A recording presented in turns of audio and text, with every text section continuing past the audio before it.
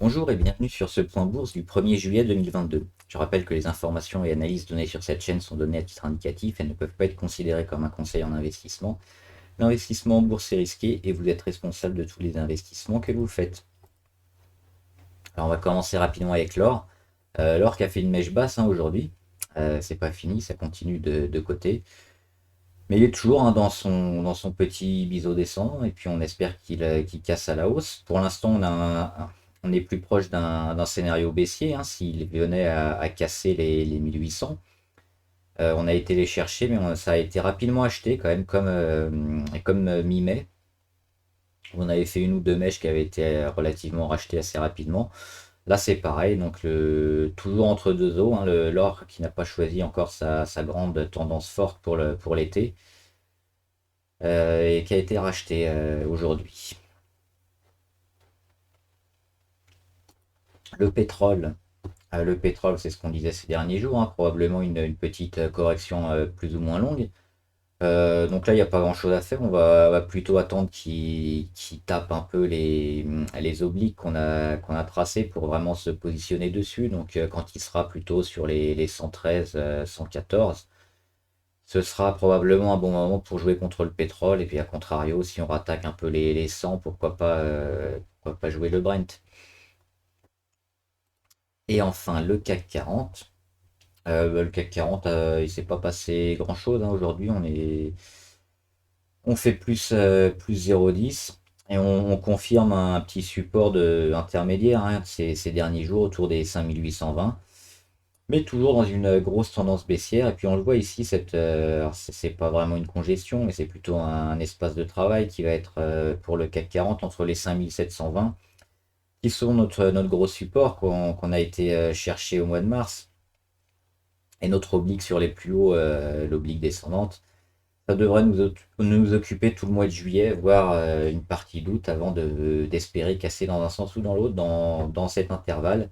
Ce sera probablement des zigzags. On va regarder les actions du CAC. Avec, genre juste pour commencer, le maillot jaune, hein, pour le CAC 40, c'est Orange. Ils sont là, Orange. Alors pourquoi j'ai mis maillot jaune? Parce que depuis le début de l'année, il est ici. 5 janvier, quand on voit que le CAC a perdu plus de, je crois que c'était 20 ou 25%. On va regarder, hop. Début de l'année, il est là pour le CAC, on perd ouais, un peu plus de 20%. Orange, eux, ils font que monter. Donc Orange, télécommunications, plutôt un secteur défensif, hein, traditionnellement. On prend 22%, donc il a fait 40% de plus, hein. Quand l'un perd 20%, l'autre en prend 20%. Donc c'est impressionnant, hein, pour Orange. Donc c'est un secteur qui marche bien et qui a privilégié, hein, dans cette période de baisse. On ne sait pas jusqu'à combien de temps ça va durer, mais on peut regarder ce genre d'action et ce genre de secteur aussi, le CAC 40, pour voir éventuellement un éventuel switch quand il va arriver, s'il arrive cet été, c'est-à-dire qu'on va reprendre un peu des investissements sur les valeurs un peu plus classiques et puis on va délaisser probablement les valeurs qui ont bien marché. Alors les valeurs qui ont bien marché, c'est Orange. Évidemment, on a aussi Thales. Thales, c'est maillot à poids, meilleur grimpeur. Ils sont où, Thales? Ils sont là parce qu'ils arrêtent pas de monter aussi, hein. Depuis le début de l'année, il est ici pour Thales. Et on a fait plus 57%. Donc c'est vraiment une montée très impressionnante du titre, due aussi, hein, à la guerre. Mais c'est une valeur qui performe beaucoup plus quand les autres actions ont du mal. Donc en cette période un peu à la baisse, hein, en général sur les marchés, sur le CAC 40, c'est des valeurs qu'il faut privilégier. Et Thales, moi je suis rentré dessus il y a quelques jours, parce qu'on suivait ici, hein, cette petite phase de correction, suivie d'une phase d'accumulation et de congestion ici entre fin mai et mi-juin, et qu'on a fini par casser. On a mis quelques mèches. Ici, on voit en zoomant, on a mis une mèche le 13 juin, on a mis une mèche le 21 juin. Et puis finalement, on a réussi à sortir. Et là, on est au-dessus de tout, au-dessus de toutes les moyennes. On a cassé celle à 20 et celle à 50. On a étiré les Bollinger à la hausse, donc c'est très bien. Pas encore de surachat, mais on peut espérer aller chercher les 128 bientôt, hein, pour Thales. Donc vraiment une bonne valeur à avoir en ce moment. Et puis les petits pics de volume, alors on en a eu un le 17. Mais ces deux dernières séances ont été un peu plus importantes que les précédentes, donc c'est plutôt bien. Et puis pareil, hein, sur l'oblique RSI, on vient de casser, alors c'est aujourd'hui ou hier, hein, c'est pas très net. Mais en tout cas, c'est cassé sur les plus hauts du RSI, donc toujours très, très favorable, hein, ce genre de configuration à acheter. Et enfin, on a Airbus. Airbus maillot vert, hein, gagne l'étape aujourd'hui, ils prennent. On le voit, c'est l'action qui a le plus monté aujourd'hui, plus 3%. Alors pour autant, c'est pas terrible. Ils gagnent l'étape, mais on voit qu'Airbus, ils sont plutôt orientés nettement à la baisse avec une oblique ici sur les plus hauts et une autre sur les plus bas qui nous emmène quand même vers les 80 euros et peut-être un support autour des 76 avant de repartir. Donc c'est une belle journée, mais c'est plutôt du technique à mon avis. On verra pour la suite. Ça, c'était un premier point. Et puis le deuxième point, on va faire rapidement toutes les actions du CAC, juste pour voir un peu les tendances. Alors, on va s'arrêter avant sur Air Liquide. Air Liquide, bah, j'en parlais il y a quelques jours, hein. C'était suite à cet échec ici sur les 150, les 135, pardon, 135 euros, qui coïncidait avec la moyenne à 200. C'était le signal pour une petite chute en escalier, donc c'est exactement ce qu'elle a fait. Donc on conseillait évidemment d'alléger ou de shorter le titre, hein, parce que on allait aller vers le bas. Et puis l'objectif c'était les 121. Alors on a déjà un premier objectif ici qui a été atteint, hein. C'était le premier plus bas avant l'échec sur les 135. Donc ça c'est fait. Et on peut tenter un deuxième objectif à 121. Pour éventuellement recharger, on verra quand ça nous mènera à 121 si on y arrive ou pas. Si ça vaudra le coup, parce que si on regarde bien Air Liquide, alors c'est une action qui est assez aimée, hein, sur le CAC, mais on va regarder plus particulièrement toutes les actions du CAC avec la moyenne à 200, c'est celle qui est en rose ici. Et Air Liquide, elle commence à s'aplatir et on n'est pas loin d'aller vers le bas. Alors pour l'instant, on n'y est pas encore, mais sur plein d'actions du CAC, c'est à la baisse, donc c'est très négatif. Donc là, on est entre deux pour l'instant sur Air Liquide, on va surveiller. Pourquoi pas un rebond sur les 121 se placer, sinon déjà casser l'oblique fin d'hémorragie ici pour avoir un peu plus de positif sur le titre. Airbus, on l'a déjà eu tout à l'heure, on voit cette moyenne à 200 ici en rose, qui depuis le mois de mars est en train d'aller à la baisse, donc d'emmener tout le titre pareil à la baisse. Alstom, alors eux depuis un moment ils sont à la baisse, hein, Alstom, mais ça continue. Donc on voit que cette moyenne à 200 elle est bien, bien négative. ArcelorMittal c'est pareil. Alors, eux, c'est très récent, ils sont plutôt plats. Et ils commencent très récemment à être un peu dans le négatif. Donc, ce qui nous annonce peut-être un été pas très favorable. AXA, alors AXA, ils font partie des rares à être encore plutôt positifs. On voit la moyenne à 200 qui est encore ascendante. Alors, elle commence sérieusement à s'aplanir. Mais elle est plutôt bien. Alors, le 1er janvier sur AXA, il est ici. Hop, on est quand même en négatif, hein, sur AXA. Depuis le début de l'année, on perd 16%. Donc on est quand même dans un biais assez moche. La BNP, donc pas mal de bancaires aussi sont dans le même cas. C'est des moyennes plutôt neutres et qui tendent vers le négatif, mais on n'y est pas encore. Donc ça résiste un petit peu. On va voir en ce début d'été avec la remontée des taux, comment ça va impacter justement pas mal de bancaires. Bouygues, c'est pareil, hein, on est passé en négatif depuis le mois de juin. Donc il y a un biais assez moche aussi. Capgemini, c'est pareil, hein, on le voit cette moyenne à 200 qui était très, très ascendante et puis qui commence à s'aplanir au mois d'avril. Au mois de mai, on est plat et puis au mois de juin, là, on attaque le négatif. Carrefour, alors Carrefour, c'est le défensif, hein. C'est une valeur qui marche bien. Le début de l'année, il est ici. Pour Carrefour, hein, ça a explosé. On voit le gros chandelier du mercredi 5 janvier où on a pris plus de 5%. On a monté, alors on a monté bien haut. On est monté bien haut, pardon. On a pris jusqu'à 29%. Et aujourd'hui, on est encore positif, hein, mais on prend que 7%. Alors sur Carrefour, ce qui est intéressant de noter, c'est cette petite phase un peu de congestion qui va se mettre en place sous l'oblique de correction court terme. Et au niveau à la fois de sa moyenne à 200 et puis de son support, hein, son support des 16,9, qui a fait vraiment obstacle, hein, plusieurs fois et qui a permis aussi au titre de, de support. Donc support résistance à la fois pour les 16,9. Et c'est cette zone-là qui est en train d'être travaillée. On a aussi la petite oblique RSI, où on voit qu'on est entre deux. Là, on est pris entre les 30, qui nous amène dans un biais un peu négatif, et puis repasser au-dessus. Donc toute cette zone-là va être intéressante début juillet. Et si on casse dans un sens ou dans l'autre, on pourra probablement se positionner sur Carrefour, parce on aura une tendance probablement un peu plus forte et plus durable dans le temps. Crédit Agricole, bah, c'est comme les bancaires, ça commence à piquer du nez.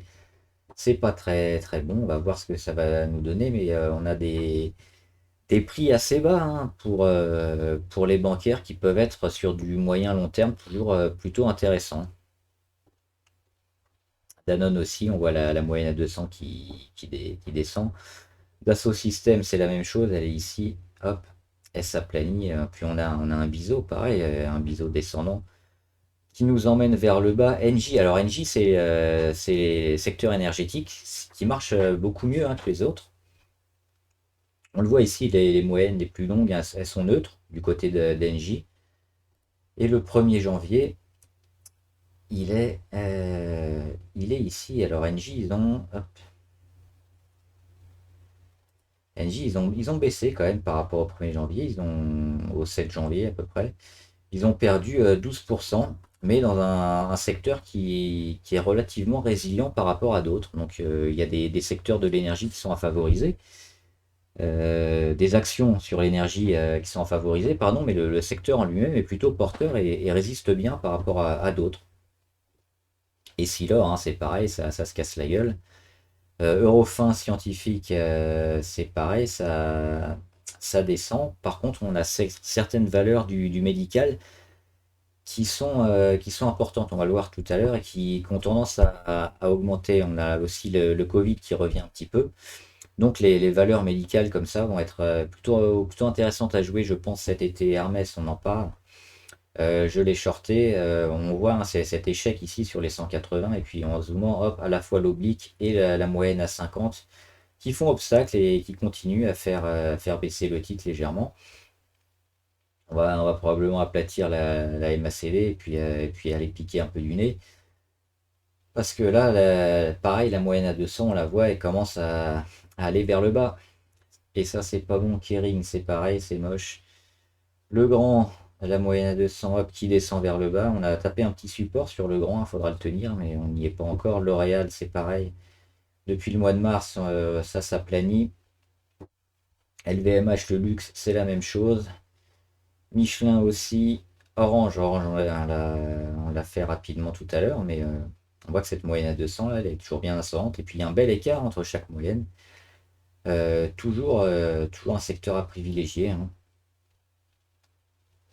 Pernod Ricard, il résistait bien. Et puis dernièrement, là, au mois de juin, il commence aussi à piquer du nez. Et puis on voit, on a pu mettre un petit biseau aussi sur Pernod Ricard qui va dans le négatif. Alors les 172, pour l'instant on les tient, mais on va probablement aller les casser.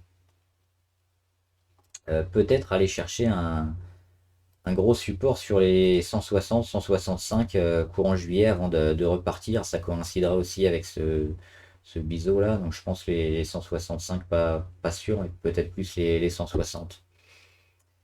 Publicis, c'est la même chose. On va chercher plus bas. Renault, avec leur gros crack de février, hein. Ça descend. Renault, on pourrait espérer un beau retour sur les 20,3. Il y a un support majeur, et puis ouais, courant juillet, une petite phase de congestion et ça repart. Safran, c'est la même chose, hein, ça descend. Saint-Gobain, alors Saint-Gobain, ils ont énormément perdu ces derniers jours. Mais c'est un titre qui va être très intéressant à la reprise parce qu'ils ont perdu des pourcentages assez énormes. On en est déjà à 38%. Mais il y a pas mal de supports autour des 30, hein, 29, 31, 34, on le voit. Ça aura fait une perte, si on y arrive, de près de 50%. Donc ça pourrait permettre sûrement au titre de repartir et d'acter des rebonds techniques intéressants. Donc sur Saint-Gobain, on va surveiller ça. Sanofi, donc secteur médical, hein, qui marche bien.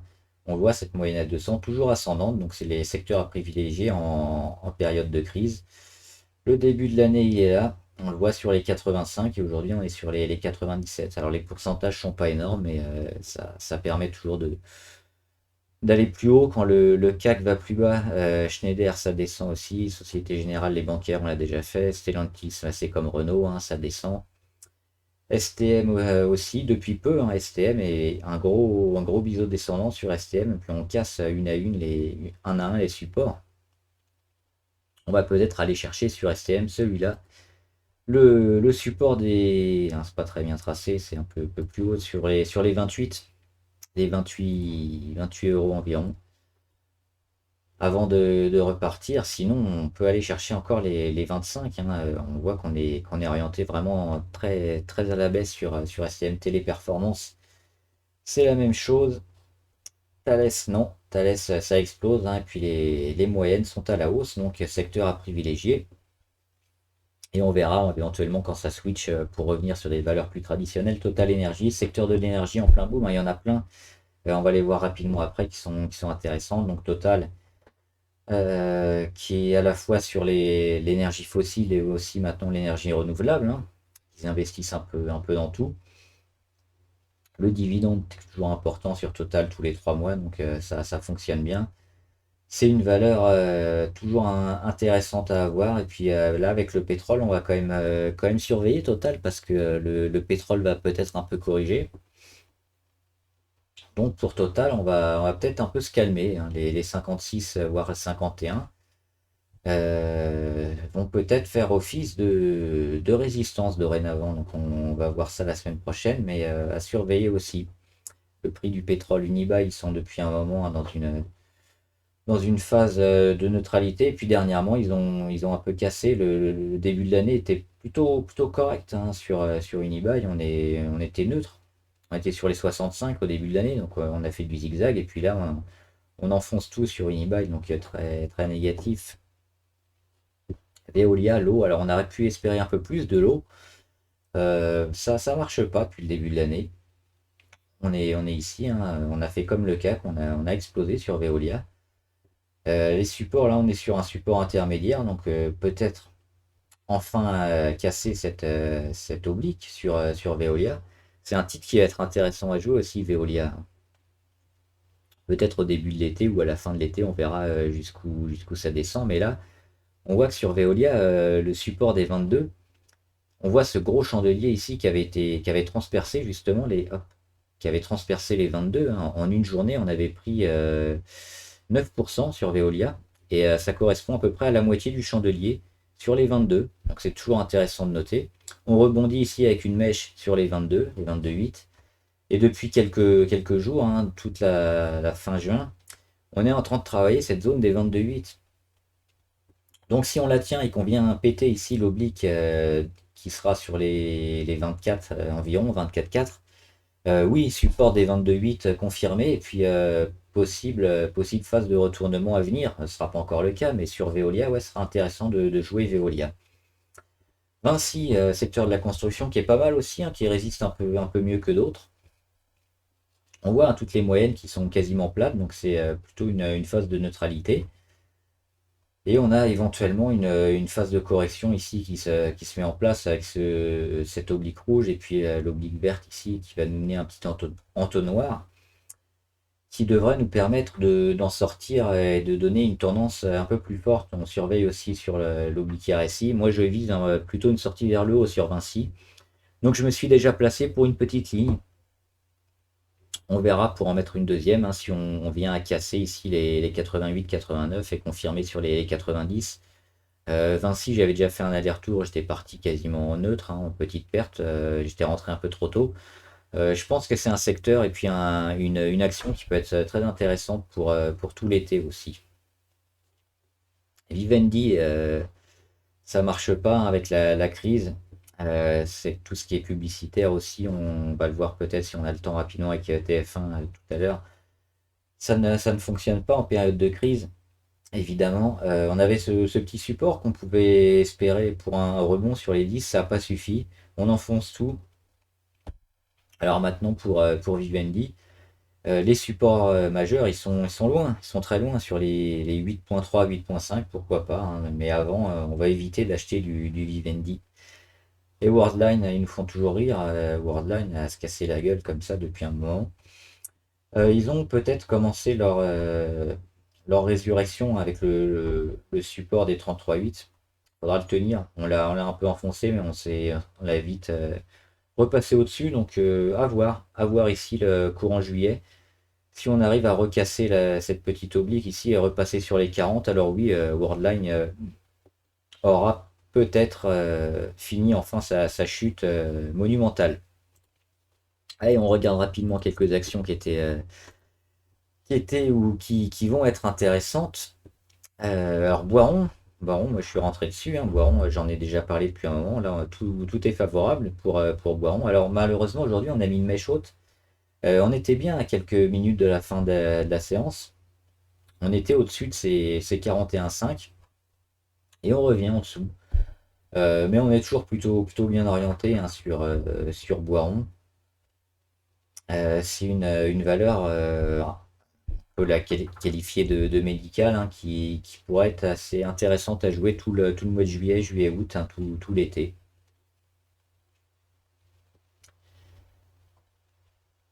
On va faire rapidement des BV, mais des BV, il se passe pas grand-chose, hein. Et on a une période de petite congestion ici entre les plus hauts après sa poussée et les plus bas.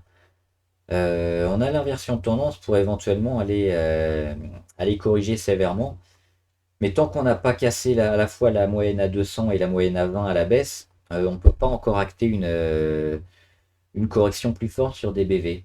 Donc pour l'instant, on est entre deux. On peut très bien aller chercher les 6 comme retourner sur les 3. C'est ces zones-là, hein, qui vont nous intéresser, ces zones des 4 qui doivent être percées et tenues au moins une journée. Ou pareil, hein, cette zone des 4,50 qui doit être cassée à la hausse et tenue une journée pour nous donner une nouvelle tendance. EDF, c'est pareil, hein, on n'a pas cassé les 8,6, donc même si aujourd'hui on fait une belle journée à plus 9%, c'est un peu trop tôt pour sortir le champagne. Eramet, on se rapproche de notre zone ici d'achat qu'on visait. Les 85, hein, parce que ça tient pas ici, c'est trop faible, c'est ce qu'on s'attendait sur l'action Eramet, hein, c'est cette zone ici des 80, 99, 100 qui lâche. Donc pareil, on attend un meilleur prix. L3 Harris, alors ça casse et puis ça tient, on ne sait pas trop, mais c'est probablement bon, hein, pour L3 Harris. Ça sera confirmé ces prochains jours, mais c'est bon. Normalement, c'est bon ce genre de config. On est allé chercher un plus haut, on met au moins trois points d'impact, hein. Le premier, le deuxième, le troisième, là c'est le quatrième qu'on perce. Alors on va peut-être encore retravailler toute cette zone-là, mais on est largement au-dessus de la zone à support et moyenne à 200 sur les 220. Ça devrait partir, c'est à confirmer la semaine prochaine, mais on pourrait se mettre sur L3 Harris pour le mois de juillet. Neoen, je vous en ai parlé hier ou avant-hier, je ne sais plus. Moi j'avais pris une ligne, hein, sur les 36. Ça a bien monté aujourd'hui, un plus 5%. Pour Neoen, donc on va viser premier objectif les 39 environ, et puis soit prendre ses bénéfices, soit mettre un stop loss après, parce qu'on peut faire du trading de range, ou alors tout casser sur Neoen. Neoen, c'est énergie renouvelable. Donc tout ce qui est dans le secteur énergétique, on le voit, c'est plutôt neutre ces dernières semaines, mais c'est un gros potentiel de hausse. Et puis même quand c'est neutre, hein, ça nous préserve d'une séquence à la baisse qu'on a sur la plupart des actions. Donc le secteur de l'énergie, toujours intéressant à jouer.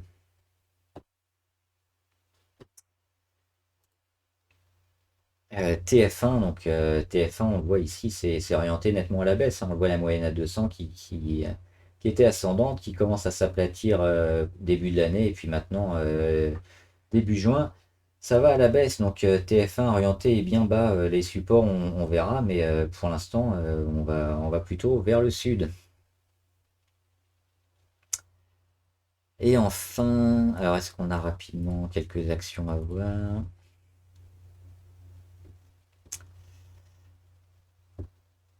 Berkshire Hathaway. Cette zone-là des 260 est bien travaillée, donc on peut espérer un rebond, hein, sur Berkshire. Ça se tente, c'est spéculatif, mais si pas mal d'actions du Nasdaq aussi et du Dow remontent, on peut espérer un beau petit rebond sur Berkshire. Donc spéculatif mais intéressant à jouer. Biomérieux, ils ont cassé. Alors ils ont mis une mèche hier, et puis ils ont cassé aujourd'hui leur oblique. Biomérieux, hein, tout ce qui est médical, ça marche plutôt pas mal.